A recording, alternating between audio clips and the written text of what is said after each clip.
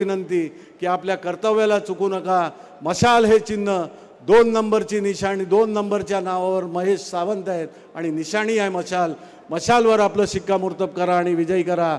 जय हिंद, जय महाराष्ट्र।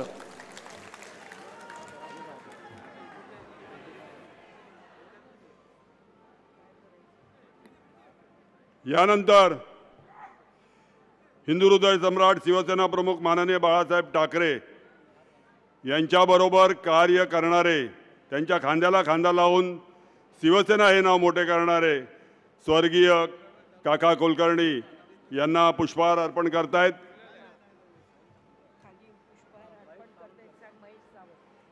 उमेदवार महेशजी सावंत यांना पुष्पहार अर्पण करून त्यांचं दर्शन घेत आहेत। आपल्याला माहित आहे की आमचा पक्ष चोरला, आमचा धनुष्यबाण चोरला आणि म्हणून हे गद्दार झाले। या एका गद्दाराला आपण मातीत गाडलेलंच आहे। यानंतर विधानसभेची निवडणूक आहे।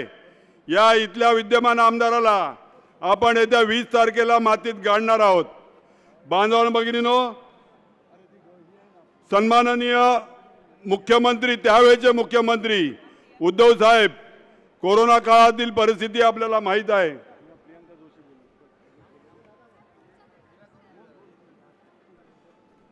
आणि त्यांनी रात्री अपरात्री प्रियांका जोशी या ठिकाणी संबोधित करतील। प्रियांका जोशी।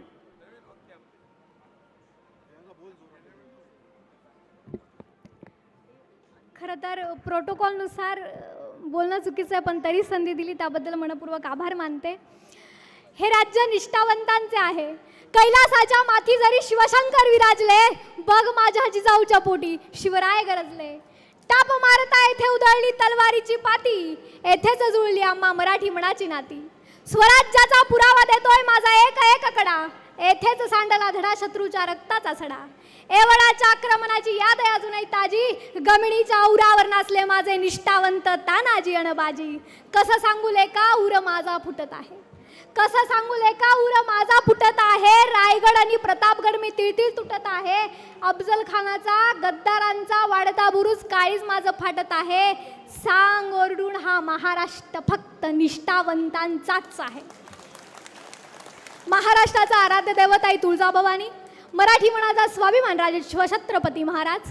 80% समाजकारण, केवळ 20% राजकारण या तत्वावर जनमानसाच्या मनात भगवी लाट निर्माण करणारे हिंदू हृदय सम्राट सरसेनापती महानेता श्रीमान बाळासाहेब ठाकरे। गोरगरिबांचं, कष्टकऱ्यांचं, शेतकऱ्यांचं नेतृत्व, महाराष्ट्र राज्याचे माजी आणि महाराष्ट्राच्या जनतेच्या मनातले भावी मुख्यमंत्री सन्माननीय उद्धव साहेब ठाकरे। तमाम युवा युवतींचं प्रेरणास्थान माननीय आदित्यसाहेब ठाकरे। सन्माननीय व्यासपीठ। केंद्रीय मंत्री पदासाठी गद्दारी करणारे भरपूर असतील, पण केंद्रीय मंत्री पदाची शपथ घ्यायला जात असताना परत फिरा असं सांगितल्यावर सुद्धा परत फिरून पदाची पक्षाची उत्तम धुरा सांभाळणारे सन्माननीय अनिल देसाई साहेब, माननीय दिवाकर रावते साहेब, वयानं मानानं कर्तृत्वानं मोठं असणारं सर्वच सन्माननीय व्यासपीठ आणि समोर बसलेले सर्व निष्ठावान। खरं तर शिवसेना उद्धव बाळासाहेब ठाकरे पक्षाची यादी जाहीर झाली। यादीत माननीय महेश सावंत साहेबांचं नाव आलं। मोदींची छाती म्हणे 56 इंचाची फुगते, त्यांची छाती किती इंचाची फुगते माहीत नाही, पण यादीत अशा निष्ठावंत आणि सामान्य माणसाचं नाव पाहिल्यानंतर आमची छाती मात्र 156 इंचाचीच फुगते। काही नाही करायचंय तुम्हाला, लोकसभेत केलं तेच करायचं। आमची दखल 33 देशांनी घेतली असं म्हणणाऱ्यांच्या 33 पिढ्या खाली आल्या तरी आम्ही शिवसेना उद्धव बाळासाहेब ठाकरे यांच्या पाठीशी भक्कमपणे उभे आहोत, हेच सांगायचं।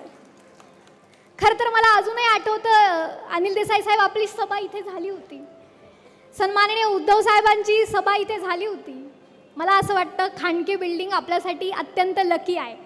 इथे सभा झाली की उमेदवार विजयीच होतो। अशीच लोक उभी होती, अशाच टाळ्यांचा कडकडाट सन्माननीय उद्धव साहेबांच्या सभेत होत होता। मला वाटतं हे लकी जागा आहे। खांडके बिल्डिंग यांच्या राजकीय अस्तित्वाचे खाणके करायला पुरेशी आहे. पन्हाळगडाला छत्रपती शिवाजी महाराजांना वेढा घातला. तो वेढा सोडण्यासाठी अनेकांनी प्रयत्न केला, पण वेढा सुटत नव्हता. नेताजी पालकरांपासून अनेक मावळ्यांनी प्रयत्न केला, वेढा सुटत नव्हता. एके दिवशी किल्ल्यातनं 2 पालख्या निघाल्या. एका पालखीत छत्रपती शिवाजी महाराज आणि दुसऱ्या पालखीमध्ये शिवाजी महाराजांचंच वेषांतर करणारा शिवा काशीद. पालख्या दोन्ही निघाल्या, एक सुखरूप पोचली, एक मात्र सिद्धी जोहरच्या माणसांनी पकडली. पालखी सिद्धी जोहरकडे नेण्यात आली. पालखीत बस खुद्द छत्रपती शिवाजी महाराज. त्याचा आनंद गगनात मावत नव्हता. महाराज खाली उतरले, त्यांच्याशी संवाद झाला आणि सिद्धी जोहरला कळालं पालखीत छत्रपती शिवाजी महाराज नाही, तर त्यांचं वेषांतर करणारा शिवा काशीद आहे. या महाराष्ट्राच्या मातीत निष्ठेसाठी वेषांतर करणारे शिवा काशीद जन्माला आले आणि दुर्दैवानं म्हणावंसं वाटतं या महाराष्ट्राच्या मातीत गद्दारीसाठी 50 खोक्यांसाठी निष्ठा विकणारे गद्दार सुद्धा जन्माला आले. पण इतिहास गद्दारांचा नाही, इतिहास माननीय महेश सावंतांसारख्या निष्ठावंतांचाच लिहिला जातो. इतिहास हा निष्ठावंतांचाच लिहिला गेलाय. काय परिस्थिती होती अहो. कोरोनाच्या काळात सन्माननीय उद्धव साहेब या महाराष्ट्राच्या जनतेशी संवाद साधणार असं म्हटलं तरी चेहऱ्यावर हसू फुलायचं. कोविड पॉझिटिव्ह माणूस सुद्धा आनंदानं पाहायचा. पण 29 जून 2022चं फेसबुक लाईव्ह आम्हाला अजूनही आठवतं. सन्माननीय उद्धव साहेबांचं फेसबुक लाईव्ह अजूनही आठवतं. त्या दिवशी महाराष्ट्र रडला, हळहळला, व्याकुळ झाला, कारण त्या दिवशी सन्माननीय उद्धव साहेबांनी मी मुख्यमंत्री पदाचा त्याग करतो असं जाहीर केलं. या राजकीय पटलावर आमदार, खासदार, मंत्री झाल्यावर फुलांची उधळण होणारे भरपूर नेते असतील, परंतु मुख्यमंत्री पदाचा राजीनामा दिल्यानंतर सुद्धा फुलांची उधळण होणारा या महाराष्ट्राच्या राजकारणात एकच नेता झाला. ते नाव म्हणजे सन्माननीय उद्धव साहेब ठाकरे. वेळ आली आहे त्या एकेका अश्रूचा बदला एकेका मतात न घेण्याची. 23 तारखेनंतर आपण फेसबुक लाईव्ह घेऊ आणि सांगू इस जग में जितने जुल्म नहीं उतने सहने की ताकत है, तानों के भी शोर में सच कहने की आदत है. अरे ठाकरे सागर से गहरे है, तुम कितने कंकड़ फेंकोगे, चुन चुन कर आगे बढ़ेंगे. तुम ठाकरे साहब को कब तक रोकोगे, तुम कब तक रोकोगे. पद चोरा, पक्ष चोरा, चिन्ह चोरा, सामान्य जनता सन्माननीय उद्धव साहेबांच्या पाठीशी भक्कमपणे उभी आहे. ती तुम्ही कधीच चोरू शकत नाही. कोण आहे उमेदवार? एक हवेत गोळ्या सोडतात, एक बोलण्यात गोळ्या सोडतात.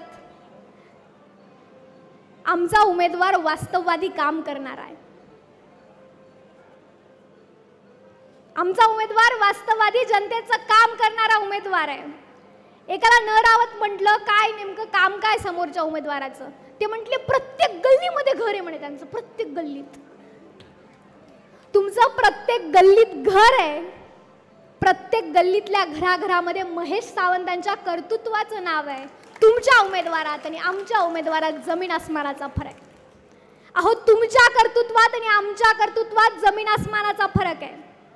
सन्माननीय उद्धव साहेबांचा 2.5 वर्षाचा काळ आठवला की महाराष्ट्रात सगळ्यात ऐतिहासिक काम कोणी केलं असेल तर ते उद्धव साहेबांनी केलं हे अभिमानानं सांगावं असं वाटतं.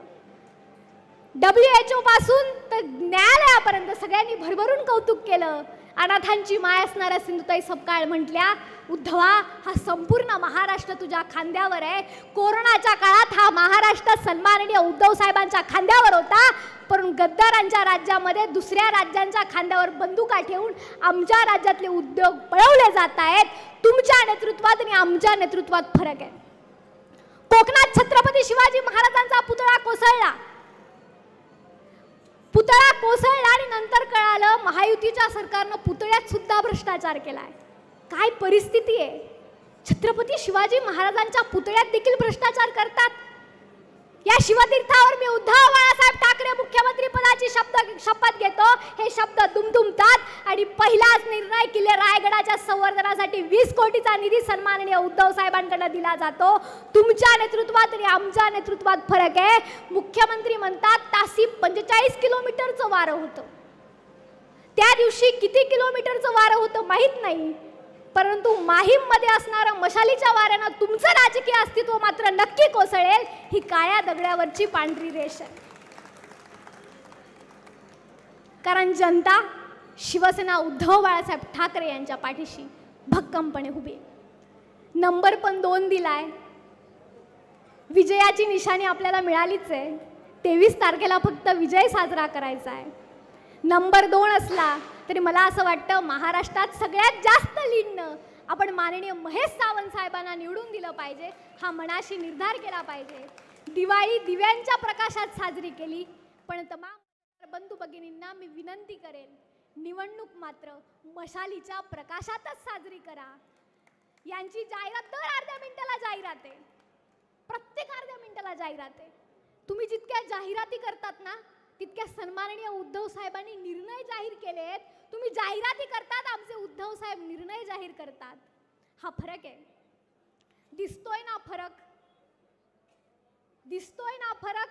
मग काय पुढे काय करायचं, दिसतोय ना फरक. मला असं वाटतं आपण याच्यात बदल केला पाहिजे.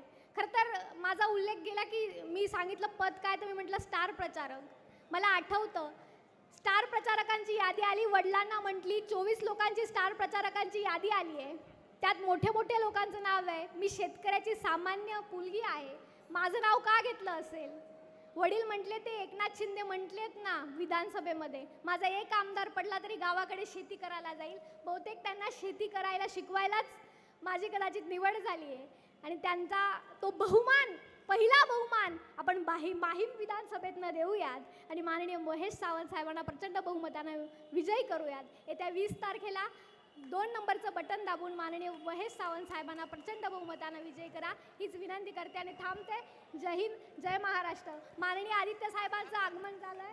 अखंड महाराष्ट्राचे कैवारी, प्रबोधनकार सुपुत्र, देव देश धर्म मराठी मनाचे बाणबिंदू, हिंदू अस्मितेचे शिरोमणी, हिंदुस्तान हिंदू, हिंदुस्तानचे एकमेव हिंदू हृदय सम्राट, सरसेनापती महानेता श्रीमान बाळासाहेब ठाकरे यांचा.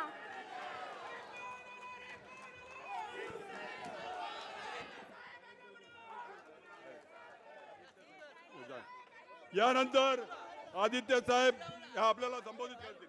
जय महाराष्ट्र. आज जरा धावपळीचा दिवस आहे. मला माहिती आहे बोलायला फक्त 13 मिनिटं राहिलेली आहेत. राजेश शांत. फोटो येईल 13 मिनिटात फोटो येईल. पण आता जरा जसे 13 मिनिटं आज राहिलेत तसे प्रचाराला किती दिवस राहिलेत? 4 दिवस, बरोबर आहे ना. आणि मग 4 दिवसानंतर जेव्हा 2 दिवसानंतर 20 तारीख येईल तेव्हा आपली निशाणी कुठची असणार आहे? पक्का माहिती आहे सगळ्यांना? उमेदवारचं नाव काय? आणि महेशजी म्हणजे कोण? आणि मशाल म्हणजे कोण? महेश. पण हे आज महत्त्वाचं आहे.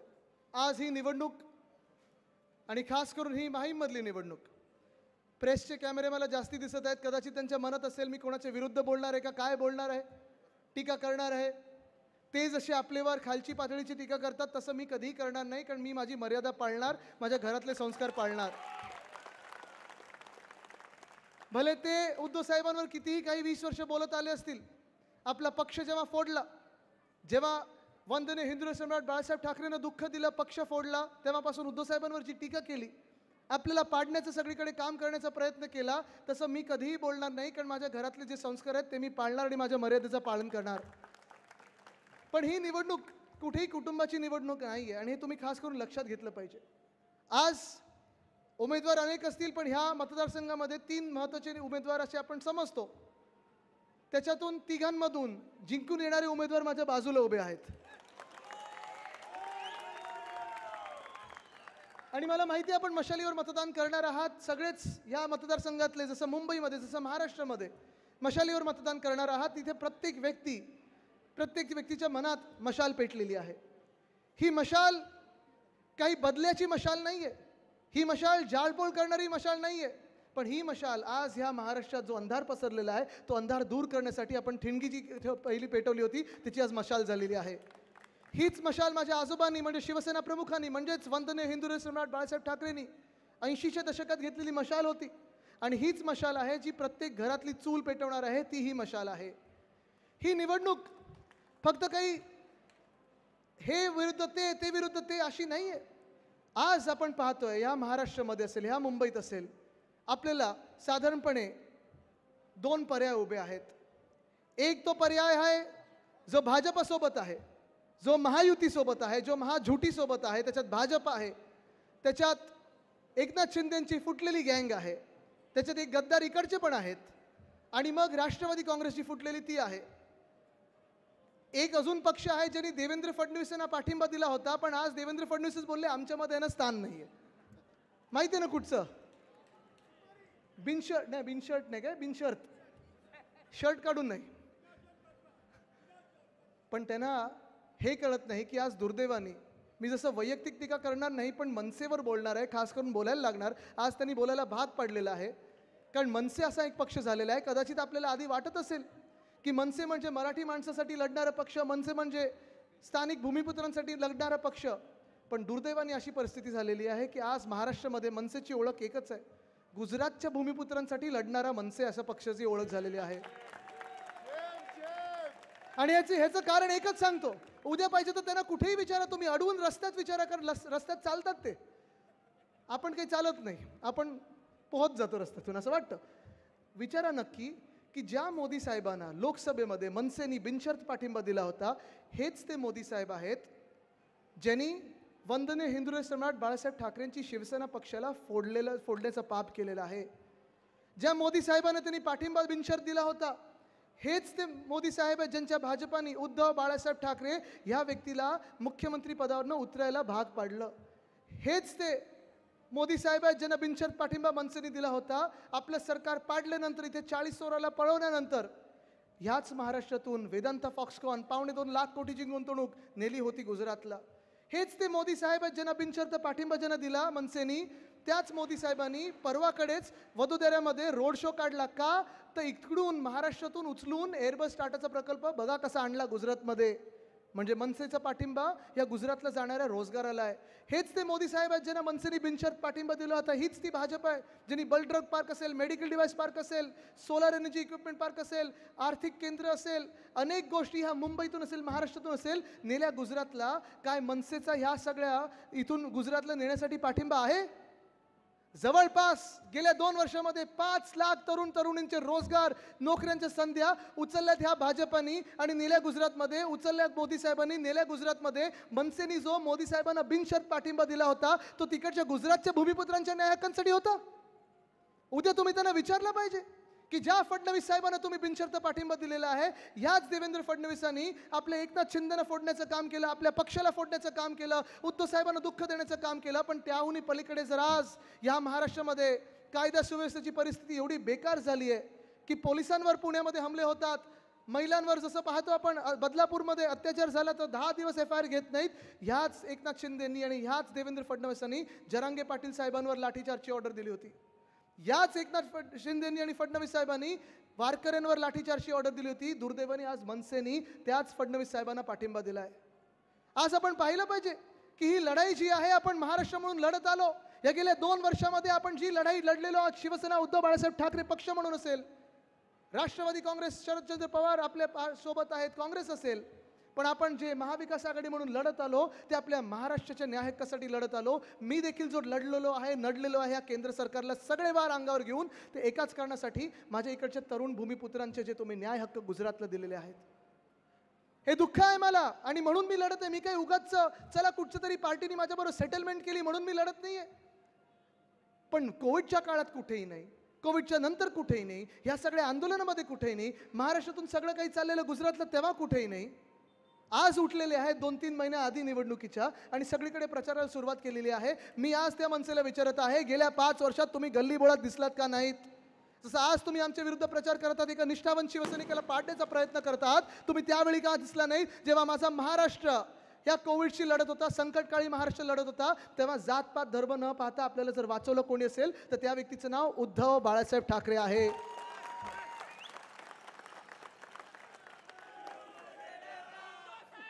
फक्त तेवढंच नाही तर कोविडचा काळ चालू असताना, अर्थचक्र बंद पडलं असताना, जागतिक अर्थचक्र बंद पडलं असताना आपल्या महाराष्ट्रामध्ये 6.5 लाख कोटीची जर गुंतवणूक कोणी आणली असेल त्या व्यक्तीचं नाव उद्धव बाळासाहेब ठाकरे आहे. या महाराष्ट्रात कोळीवाड्यांचं सीमांकन कोणी सुरू केलं असेल आणि स्थगिती ह्या भाजपने दिली, पण सीमांकन आपण सुरू केलं आणि आज आपण पाहतोय हेच ते कोळीवाडे आहेत. मग माहीमचं असेल, वरळीचं असेल, बदवर पार्कचं असेल, आत्ता वर्सोवात जिथे होतो तिकडचं असेल, धारावीतलं असेल, शिवडीतलं असेल, महाराष्ट्रात 7 जिल्ह्यात कोळीवाडे आणि गावठणं आहेत. पण हे सगळं एकनाथ शिंदेना आणि भाजपला, ज्या भाजपला मनसेनी पाठिंबा दिलाय त्याच भाजपानी कोळीवाड्यांना आता क्लस्टर डेव्हलपमेंटमध्ये आणण्याचा निर्णय घेतलाय. विशाखाताई, तुम्ही एकदा तरी पाहिले का की भाजपचा कोणी आमदार, मिंदे गटातला आमदार किंवा मनसेमधला कोणी ह्यांनी ह्या ड्राफ्ट हाऊसिंग पॉलिसीला विरोध केला? मी त्यांना सांगितलेलं आहे कोळीवाड्याला हात लावलं तर याद राखा, आम्ही आमचं सरकार बनल्यानंतर पहिल्या दिवशी त्या ड्राफ्ट हाऊसिंग पॉलिसीची होळी काढू. कारण जसं तुम्ही अदानीच्या घशात मुंबई टाकत आहात तसं तुम्ही कोळीवाडे देखील अदानीच्या घशात टाकायला निघालेले आहात. आम्ही शिवसेना म्हणून लढणार आणि जिंकणार तुमच्या विरुद्ध. आमच्या मुंबईला आणि महाराष्ट्राला तुम्हाला हात लावू देणार नाही.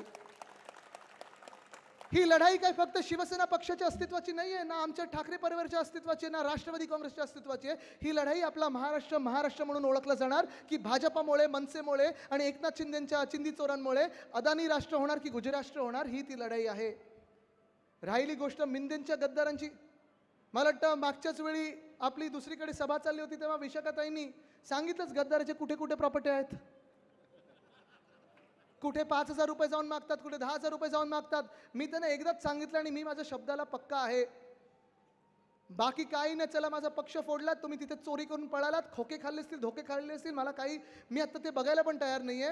तुम्ही ज्या प्रकारे गणपती बाप्पाच्या गणपती बाप्पाच्या मिरवणुकीमध्ये माझ्या दादरकरांवर, माझ्या माहीमकरांवर बंदूक रोखलीत आणि पोलीस स्टेशनमध्ये जाऊन बंदूक चालवली ना, त्याच प्रकरणात तुम्हाला UAPA मध्ये अतिरेक्यांच्या कायद्यामध्ये आत टाकणार.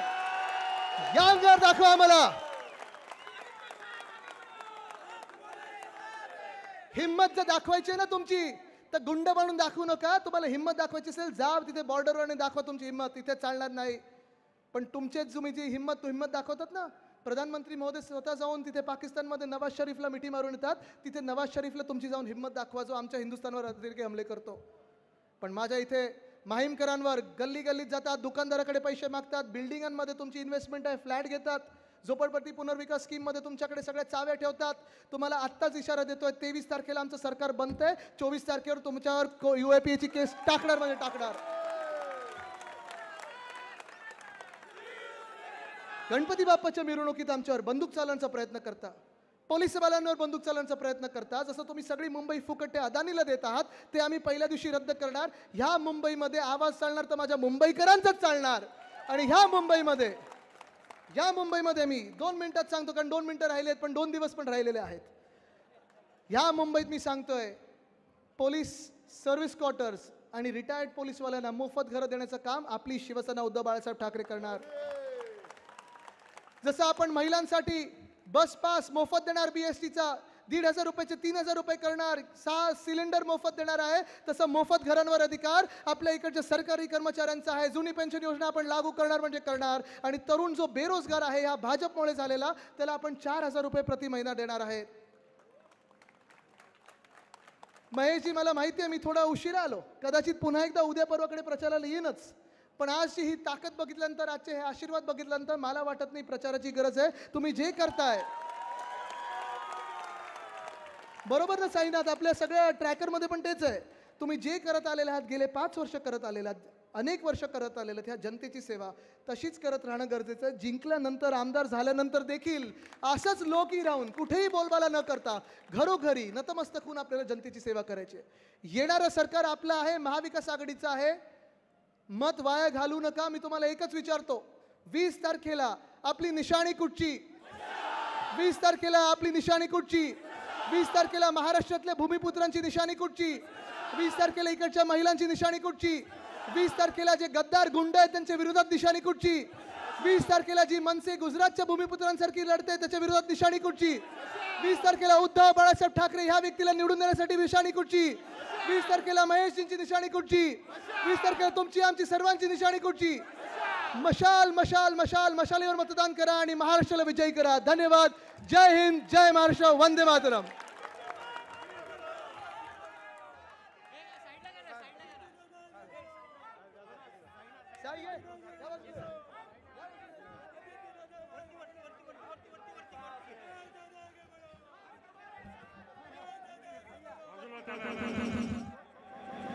उठा उठा, निवडणूक आली, महेशदादांना जिंकवायची वेळ झाली.